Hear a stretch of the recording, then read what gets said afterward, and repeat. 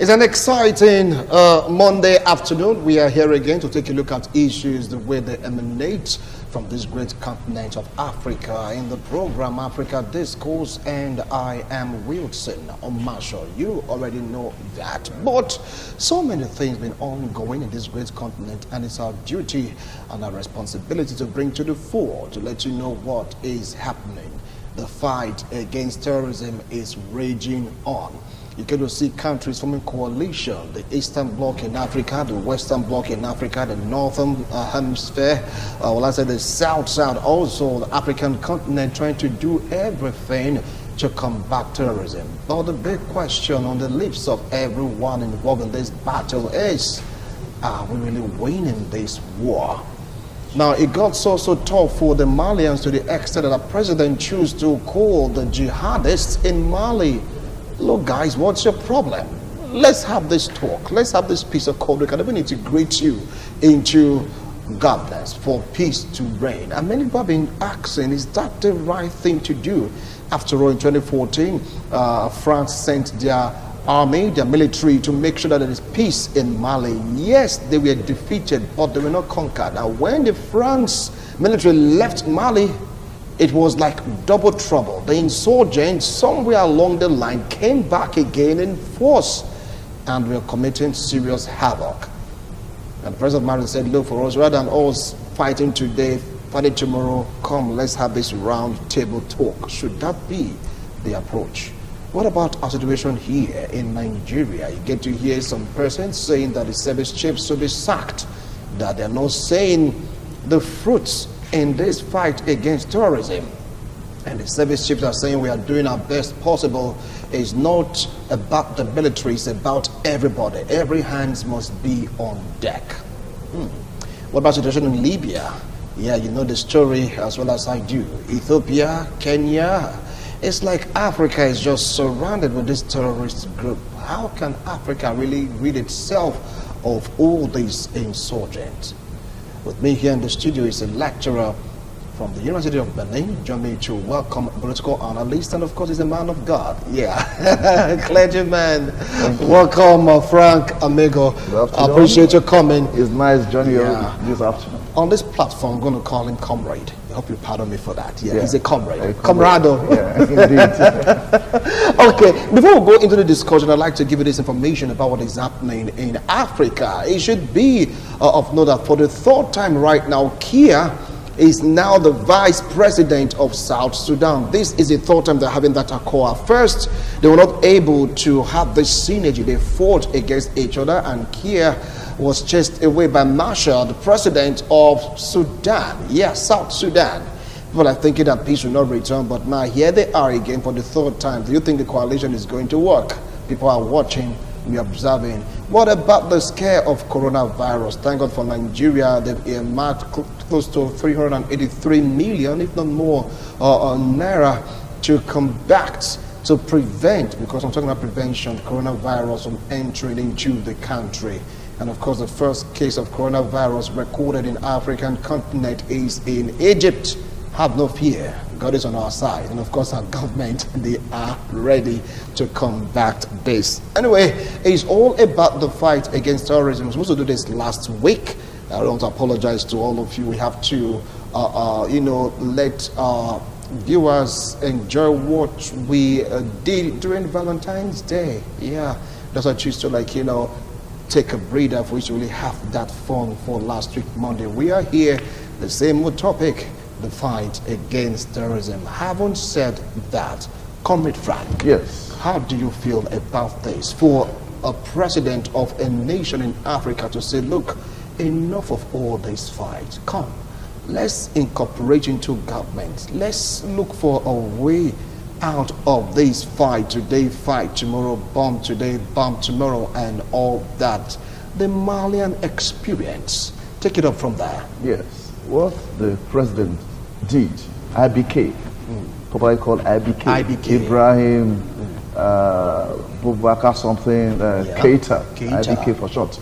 So, the approach he used, he later discovered that the results were not coming in. And I'm sure as a president would have been properly informed by the service chiefs on how to handle terrorists in Mali. So all the efforts all these years didn't yield the needed results until he realized that there were better approaches. Of course, there will be reasons for terrorism. They are not psychiatric patients. There should be reasons for terrorism. And obviously, why he's asking them to come for a roundtable talk is, let's know why you are into terrorism. Before now, that question wasn't asked. They just saw the terrorists as invading the peace and tranquility of the Malian nation, until they got to know that this matter is beyond military action. You will kill. It's just one way. It's just like you go home and saw a pool of water in your room, and you not have to be bailing out the water over and over again. The more you bail out, the more the volume increases. So to now discover that I needed to fix that leaking pipe. So that's what the President IBK is doing now, to ensure that apart from trying to use military intervention and not getting the necessary results, and I'm sure it would have been advised to this extent that the more you try to decimate the terrorists in this country, the more they were coming up. Just the same thing in Nigeria. You will hear now that we are through with Boko Haram. The next thing, they have attacked a village in Borno, another village somewhere else. So there is the issue of poverty. It should be addressed. The issue of education, infrastructure, and more especially fundamental human rights. For somebody to come up with a terrorist ideology, they would have been in a way brought down by the system of government. So whatever agitations they would have had that led them into having to go into terrorism, well, it's never too late. What the president should have done before now is what he's doing right now. Let's find out from you why you are fighting.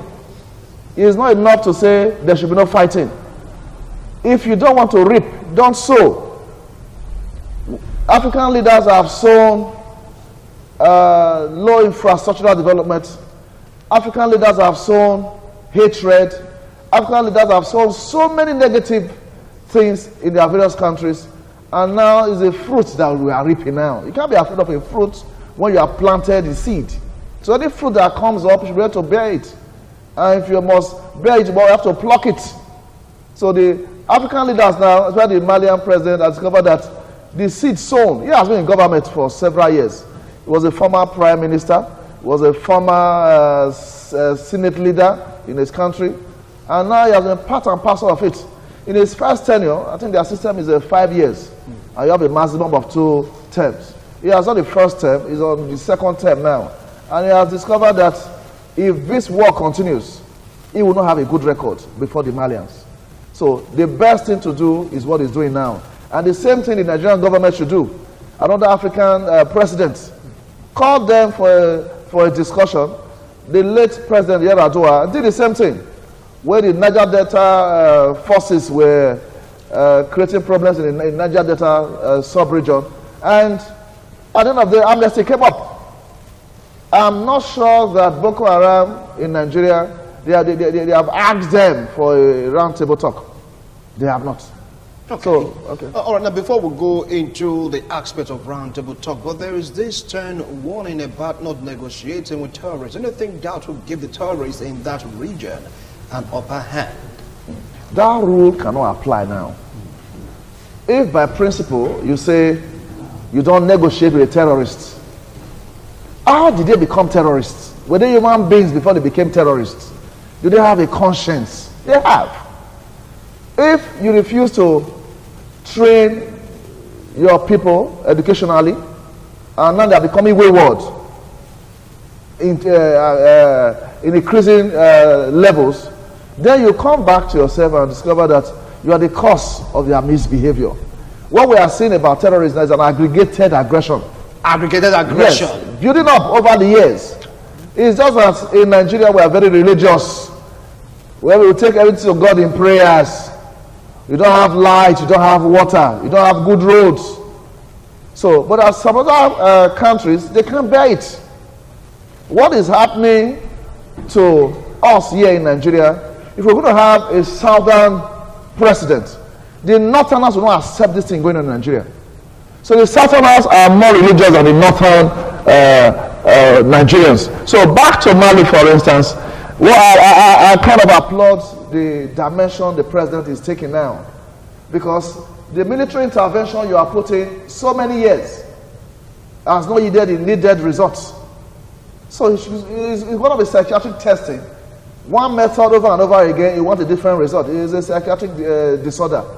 So he is now saying, instead of not negotiating initially and asking military to try to kill all of them, and discover that the more you kill, the more they regroup. So let's hear from them. I like that intervention, trying to hear from them, so that you don't listen to a terrorist. It's another matter that is creating more problems in any country we have it now. Discuss with them, and each time they talk, they complain, they tell you what their grievances are. Like Boko Haram, for instance, in Nigeria, they don't like Western education. Okay, what education do you want? Arabic education. Okay, how far would Arabic education lead you to? You are using these gadgets you have now. Did they come about by Arabic education? So once you now start talking, discover that they too begin to realize that there is need for some bits of Western education, if not 100%. Just like we are in the South now, we can talk about influence of parents. If they say they don't want Western education in the southern part of Nigeria, for instance, we want traditional education. You don't say no to that. It's a miss. Let's see the ratio between Western and traditional education. And once the mix is well put together, discover that there will be peace. And that's why we're having peace in southern Nigeria. We have also realized that we have had so much of Western education, but our cultural values are still kept intact. So the Boko Haram, for instance, will be saying we don't want any form of Western education. Then call them. Let's know why you don't want Western education. That question has not been asked them. Neither has answer has been given. We don't want this. We want that. Let's hear it. So in Mali, for instance, I really want our own president in Nigeria to look into the reason or reasons why he's wanting to listen to them. As you listen to them, you discover that they have, for instance, maybe they may have good intentions, but improperly channeled. So it's not left for you to rechannel their grievances. Okay, and wake up to say, okay, what we are saying now in Mali, we don't have good road networks. It's not by fighting. Okay, what does it cost to construct roads? $1 billion. Okay, we have $100,000. We'll be constructing roads on modular basis. This area will construct 2 roads, the other area will construct 2 roads. In the next 10 years, the road network will have been perfected. But that should have listened to them. That was how late President Yadwa listened to the Niger Delta militants. All right, now people are saying that of the Niger Delta militants and what we are experiencing now in this country, they are far apart, that they are not the same. Before you go into that, let's focus more on the Malian issue. We cannot start making a comparison to that of Nigeria and of course Burkina Faso, you just name it. Now, from report, it was due to the defeat of terrorists in Algeria. I said they were able to defeat them in Algeria. And of course, also the fight in Libya made terrorists to leave these 2 countries because the neighboring countries to Mali, they swarm into Mali. Talking about collaborative effort to really fight these insurgents other than negotiating. Do you think that if you keep negotiating with this insurgent, they will end up overrunning the government with their ideals and morals? I don't think so. Sorry to differ. Yeah. The first approach a lot of countries have used in Africa, for instance, has been to bring in military intervention. So I mean, that shouldn't be the first thing. There are reasons why these persons are fighting. I know there are external influences. They challenged locally, created room for external influences to further bring about more terrorism. If, as a country, like US, for instance, Nigeria cannot go to US or Nigeria package from Nigerians, let's go to US and teach them terrorism. It won't work. Because when you go to tell an average American that because they don't give you lights, let's go and fight. Say, light, we have lights 247. Okay, they don't give you good education, we have good education. So the external influences we are having are based on the inadequacies in our various African countries. So leadership failure is the first thing. Listen to the citizens. Just like in Nigeria now, instead of talking about trying to make things right, we are talking about hate speech. You must not speak against the next person. Who is the next person? The person is in government. So once there's a change in government from one party to the next party, so whatever thing we were saying before that was okay in your party becomes a hate speech in another person, to another person, another party. So we are not fair in our policy making.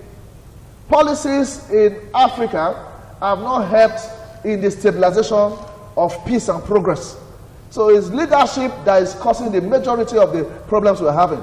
So if the African presidents in the various countries can be truthful to themselves and listen to them, as we have in northern Nigeria, that they don't want Western education. It's a failure of leadership in Nigeria.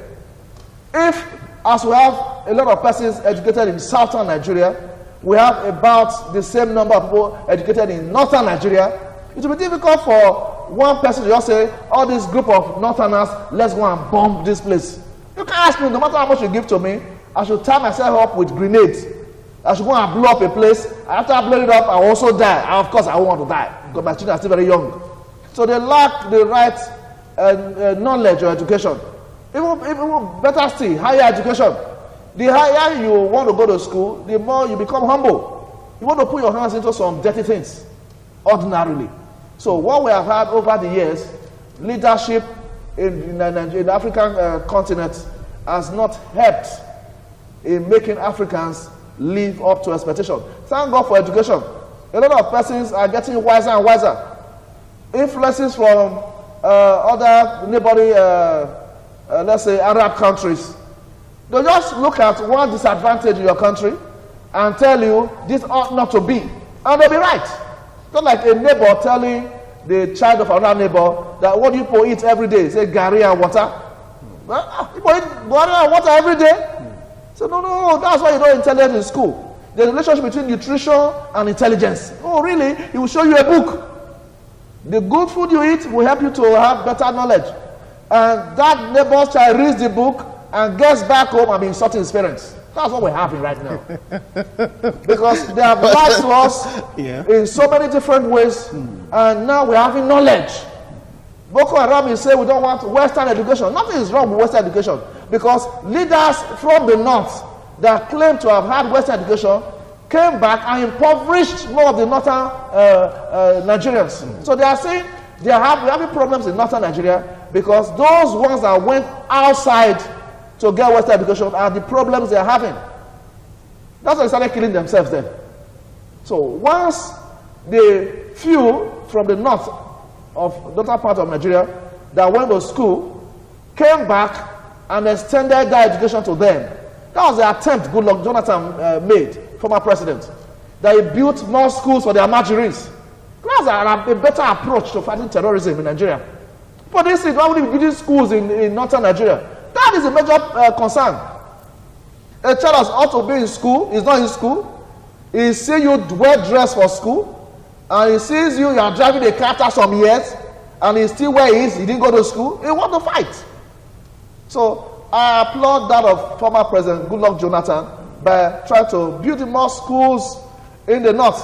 But after a while, he didn't make the second term. Maybe by then, if he had made the second term I'm sure this terrorism in Nigeria, for instance, would have been abated. Okay, now for what Kia, talking about the president of Mali, did, he called the leaders and of course these insurgents to please come to the round table for them to have this chart to see if they can be part of the aspect of developing Mali and other African countries. They are watching some of the opinion that they have different situation, that the terrorists in Mali do not have the same ideal or ideas as other terrorists around Africa. We'll talk about ideologies. Let's take a look at the influx of arms into the shores of Africa. More like saying that the reason why we're going to find it difficult as a continent to stop this is that many persons are cashing in on this in form of arms sale,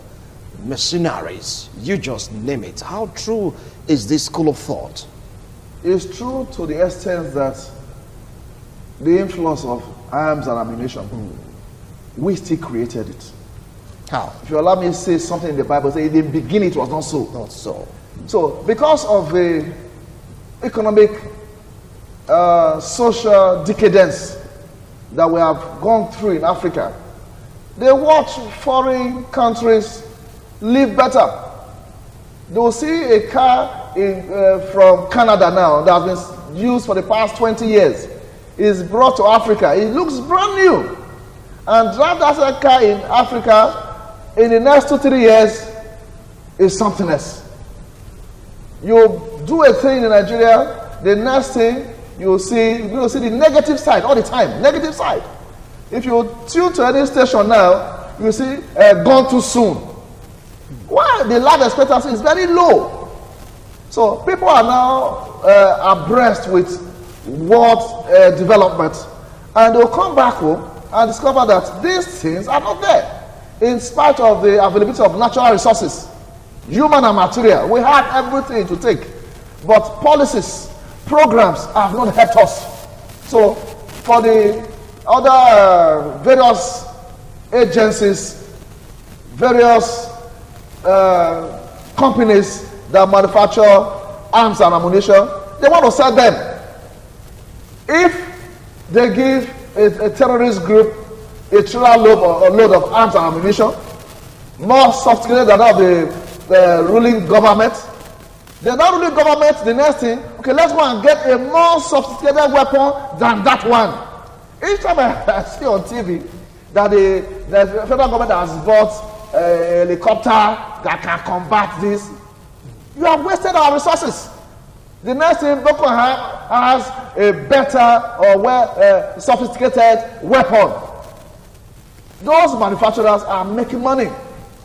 So if the Nigerian government can just a little bit bend and listen to them, well, the name that is called Shekaru, he's a human being. He has a family. They know where he's from. The state, the local government, things around him. And over the years, the aggression has been there. That's what I say, it is aggregated. Anybody can be that. You have been patient for too long a time. And you think to have an idea that if this is done like this, it will be better. And nobody seems to understand, nobody is listening to you. Until one day you don't have one little knife that do this like this. And the person you are going to attack is armless. So you now attack the person, you now discover that things are happening. Nobody listened to you before, but now everybody is listening to you. So the best people now listening to you is by terrorism. You want to speak out, nobody wants to listen to you. You have no platform to perform. Now create confusion.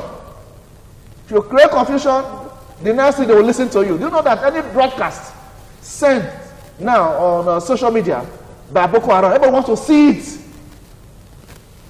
If it says, as they said recently, that the president should not come to Borno State again, everybody is afraid. It's just said the president should not come to Borno State again. So now call them. Some years ago, I had not this station, it was another station. About 10 years ago, I was asked a question like this, and I posited the same thing. Listen to them. He said, no, let's go and kill them. How would you kill them? You don't know their population. You are seeing 2 persons or 3, you want to go and kill them. the more you kill, the more they emerge. So that tells you there's more to these things. External influences are there from other countries, Arab nations, and I'm going to say this one more of a religious war. We're coming to that. Good. Religious war or religious upheaval, so to speak. If you just joined us, this is Africa Discourse. We're taking a look at the fight against terrorism in Africa. The approach by various countries, taking a deep view into what the Malian government, talking about the president, used to do, calling them together, talking together, and incorporating them into government. Some are for it, while some are definitely not in support of it. We'll be right back to talk more after this break. Do stay tuned.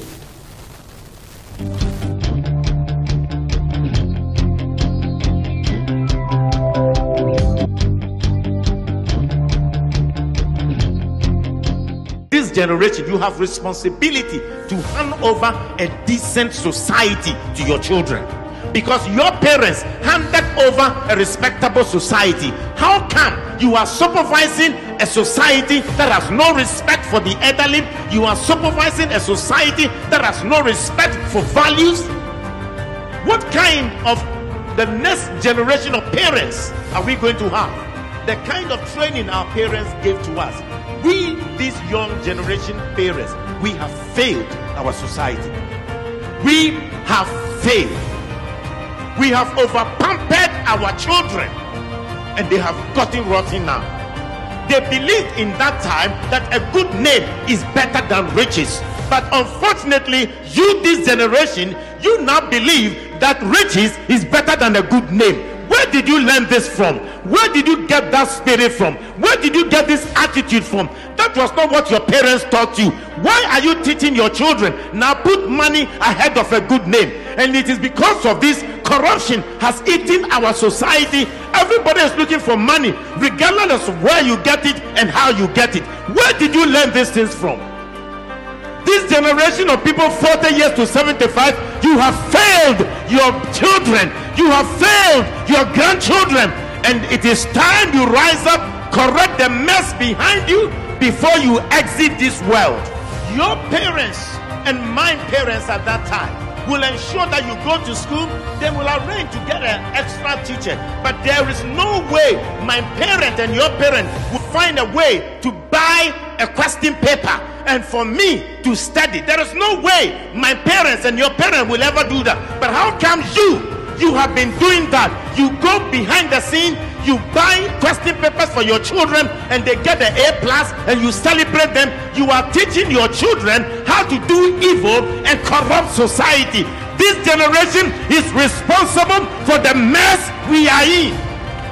Society is the product of the family. Society starts from the family, and from the family to the community, community to the larger community, and to the entire nation. So if today we say that the society is rotten, it means that the home is rotten. If we say society is corrupt, it means the home is corrupt. The problem of our country is not only because of government, but it is because we've had irresponsible parents who have destroyed the values and the foundations of our homes.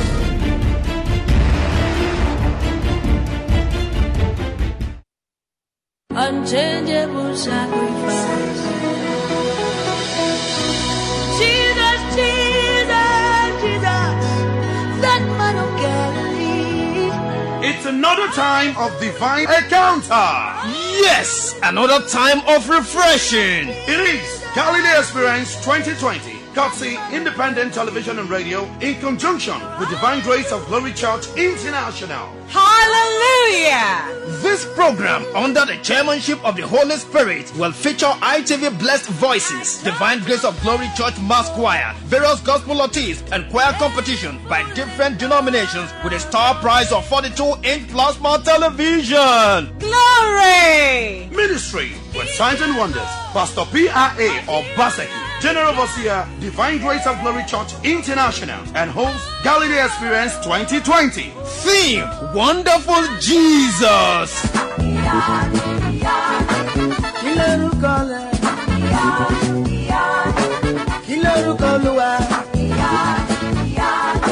And date: Monday Saturday 13th April 2020. Time 8 a.m. Venue, Divine Grace of Glory Headquarters, Idunga Town, off Benin Aushi Road, after Egba Junction. Experience the Galilee experience with us.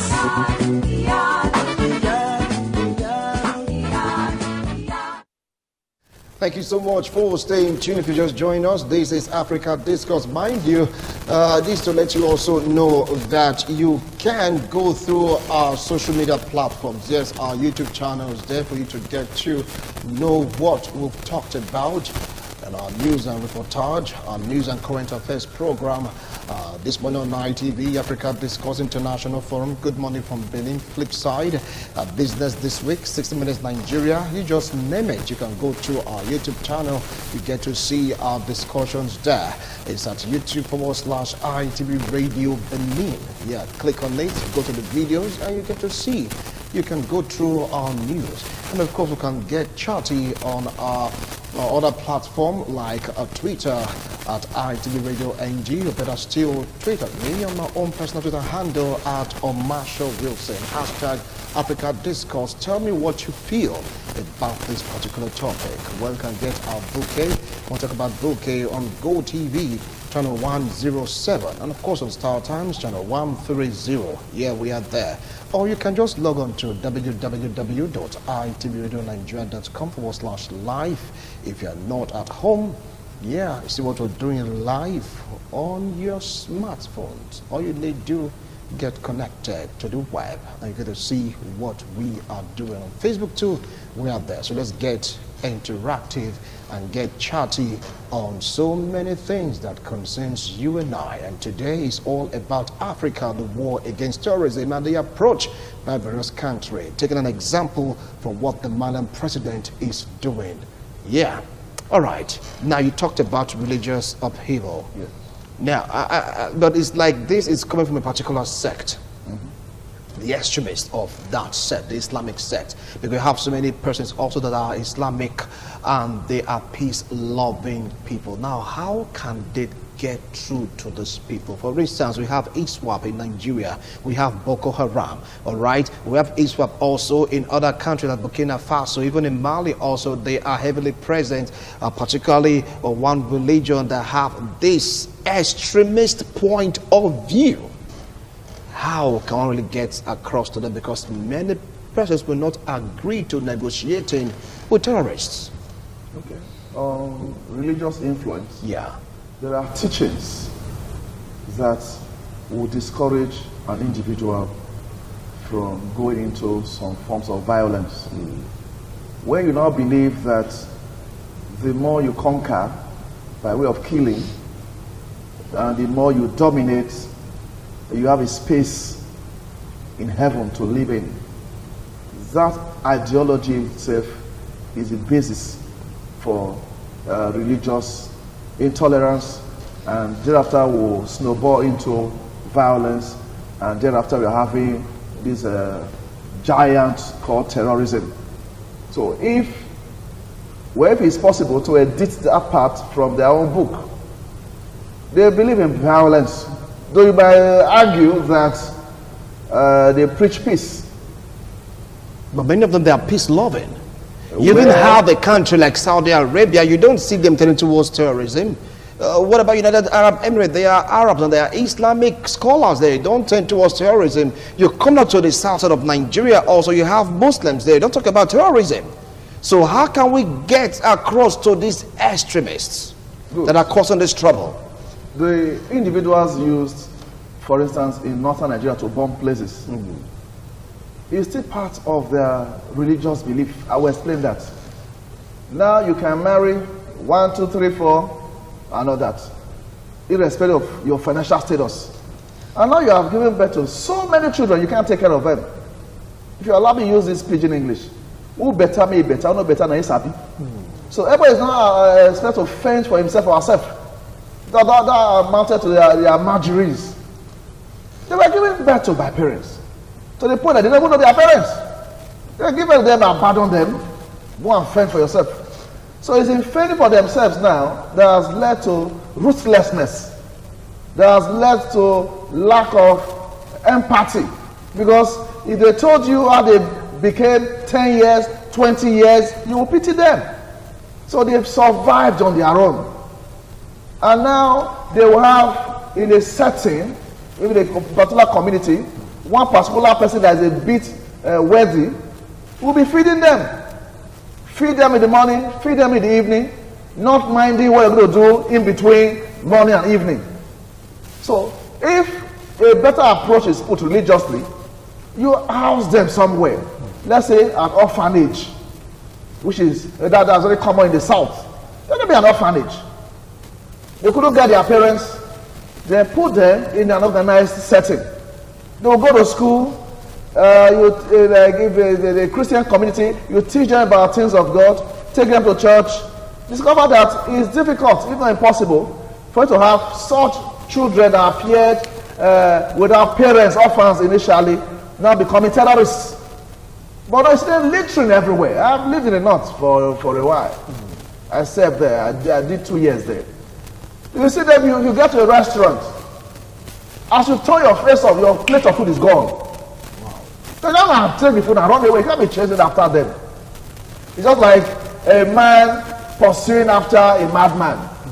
A top person will say, I saw 2 madmen running. They were mistaken for a madman. So if they take your plate of food and they run away, you leave them. They don't take their bath, they don't have a place to live. So these are the people they use to bomb. So the few educated terrorists, they don't go outside to go and bomb. They don't. They'll just tell them, press this thing, they will die. And once they die, you have a place in heaven. They will press it, not knowing they themselves will die. There is no right thing to human being. I will kill you and will also die. What's the point killing you? Instead, you live and let live. So the religious aspect has created that room for a lot of children giving birth to, and there's no organized setting for them to ensure the upkeep. Even the government of these various northern states, I've not seen, I've not heard that there's a center for them. That's what I said the former President Goodluck Jonathan did. Create or build more schools for them, free education for them. That's the easiest way to adjust the mind of a human being, through education. But none of these things has been done. Up to now, after those schools were built, the next administration didn't think about that again. So when I see the religious influence, a Christian, for instance, will not go and bomb the church. It is not possible. Because if you have the belief that if you kill the next person, you are going to go to heaven. I don't know what heaven they are talking about. So what I see there is, they should by now, let's say in Nigeria for instance, the Muslim community should come together and say, this terrorism is coming from our religion. What do we do? I've not heard, I've not seen that they had a meeting on how to curb violence, insurgency happening in Nigeria. Let all the Muslims come together. As you have can now. Why are we having fighting here and there? They can come together. I've not heard about a group like that, or a forum or a platform such that let's give ourselves a reorientation. We shouldn't be killing. There's nothing like that.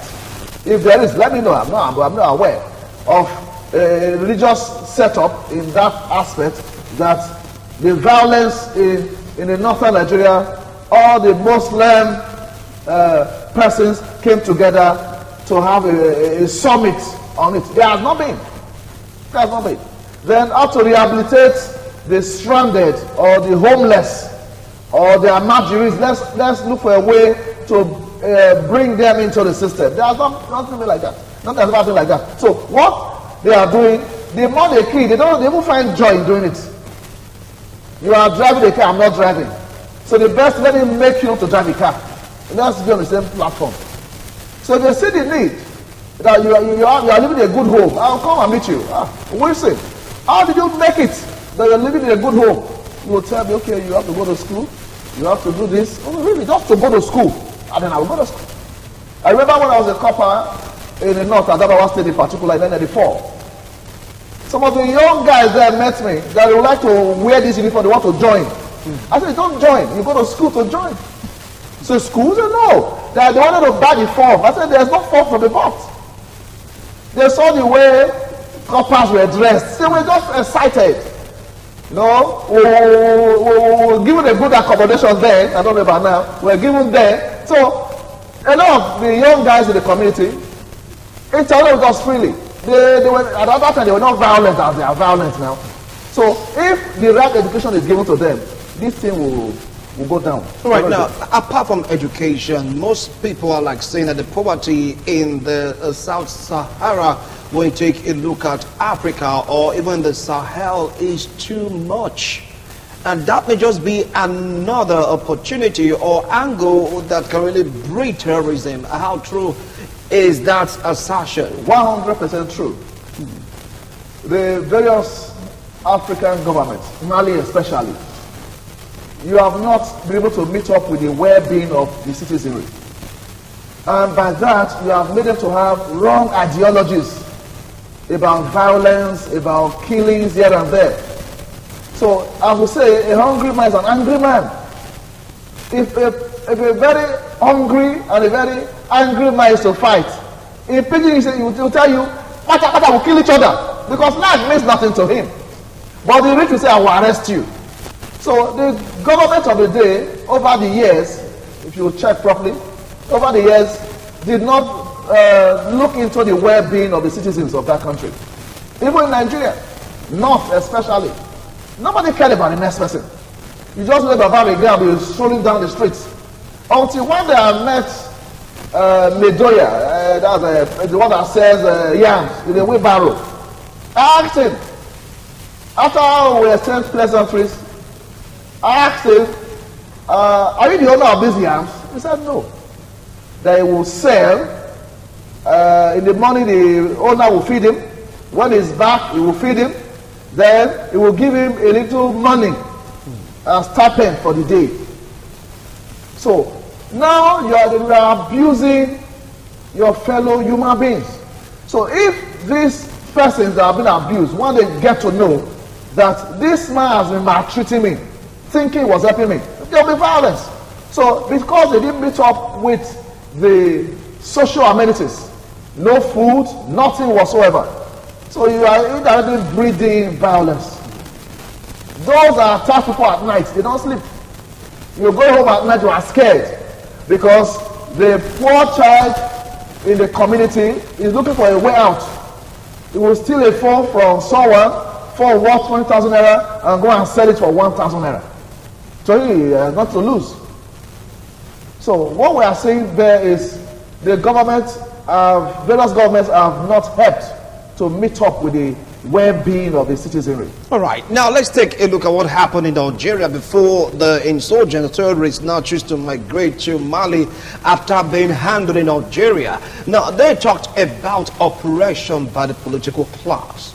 You get to hear about oppression in a particular religious sect also in Algeria that gave rise to the war and turbulence in Algeria, and that gave rise also to many terrorist groups to go out there and pick arms. What about the aspect of oppression? Oppression is another reason for terrorism. In Niger Delta some years ago, I think under late President Musa Yar'Adua, he observed that, as we said before we went on break, that the activities of those Niger Delta militants and Boko Haram, they are not the same. In a way, they are the same. It took the patience of late Yar'Adua to listen to them. He won't send Jonathan there, good luck Jonathan. There are people who go and find out what do they want. Then they now said, apart from resource control, is not that was the major factor, that the natural resources they are taken from our land, they have destroyed animals, plants, in the water, on the land, they have destroyed everything. So we can't go to farm again. Resource control was much later. Agitations from the indigenous, no place to farm. You go to the river to catch fish, there's no fish. You can't even drink from there anymore.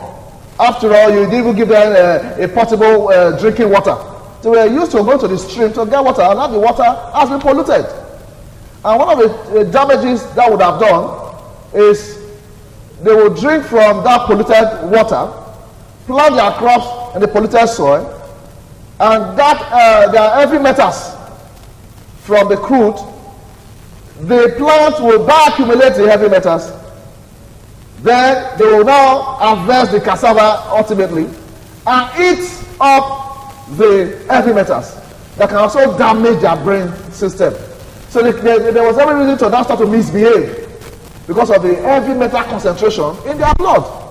They are now prone to misbehaving. So when then Vice President Goodluck Jonathan went back to his boss, said, these are the lists, 1, 2, 3, 4, 5, why they are agitating. Okay, let's give them amnesty. And they surrender their weapons. We'll not talk about ban remediation. Let's look for a way to clear off the damage done to the water, the air, the land. So the same way, let somebody among them, the northerners, go and hear from them. I'm sure they will say something. But nobody has gone to hear from them. There used to be a woman then, is it mommy or Mama Boko Haram, that she was the one going to always hear from them. I don't know how that matter now ended. So they have not asked them yet. As I earlier said, they don't want Western education because those that went through Western education are the problems they're having in their community. So if by entering into a particular vehicle, for instance, and I'm always sustaining injuries, I can come up with an ideology that I will not enter any vehicle again. Because each time I boarded that vehicle, I will sustain some injuries. So the people that had Western education came back and dehumanized them. Local government chairmen will be at the state capitol. When it's time to go and collect allocations, they all go back to their villages where the local government secretariat will be. Get their money, leave, go and live in Abuja. So they now thought we had a culture before of helping one another. These persons are now working against our culture. The reason could be because they had Western education. That's the approach they're having. If they were not having Western education, the money they have, they will have to spread it. They're not spread because Western education teaches that everything belongs to you and your family. If that's the case, no Western education. So are you speaking on their behalf right now? Is that what you are doing? We are resolving it. People will be asking, what is going on here? Isn't that the spokesman of Boko Haram? There's a truth behind it because, all right. Well, because they are agitating, they let someone kill them. Killing is not the first thing. If you send a child on an errand, for instance, and the child is doing that grudgingly, either the child is not feeling fine, is tired, or you're able to meet up with one or two of his demands. As a responsible parent, you call the child, what's the problem? Say, I'm having a headache. Oh, sorry. Take this drug, take that drug, you'll be okay. And once that child is okay, hey, John, get me a bottle of cold water. He goes and brings it. As they say, you can force a horse to the river, you can't force it to drink. So, is the treatment meted out by the various African presidents. This is the fruit they are going to reap now. Otherwise, Nigeria wasn't like this before. Mali wasn't like this before. The rich getting richer, poor getting poorer, and we can have access to the rich. They will kill. We gave them the ideology of killing. We gave them.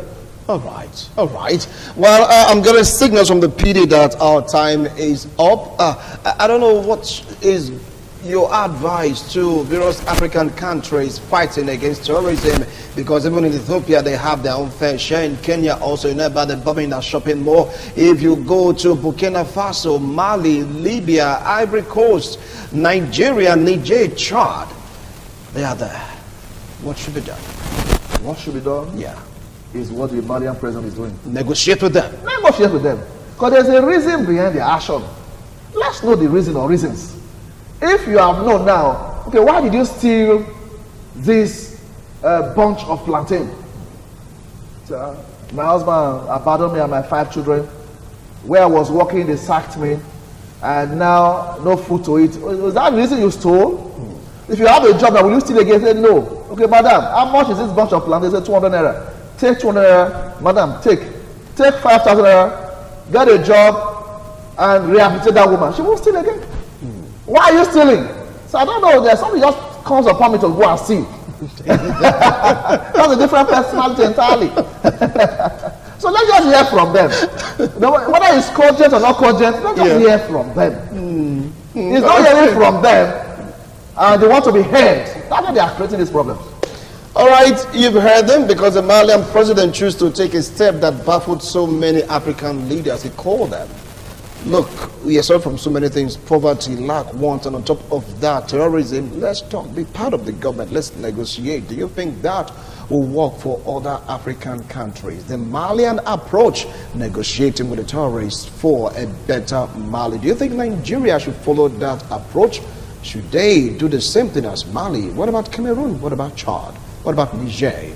Ivory Coast? It just goes on and on. Thank you so much. It's been a wonderful time having you in the studio. I appreciate your wonderful analysis. Well, tomorrow is the International Forum, same time. We don't want to let the cat off the bag. Just keep on watching ITV informative program. Bye for now.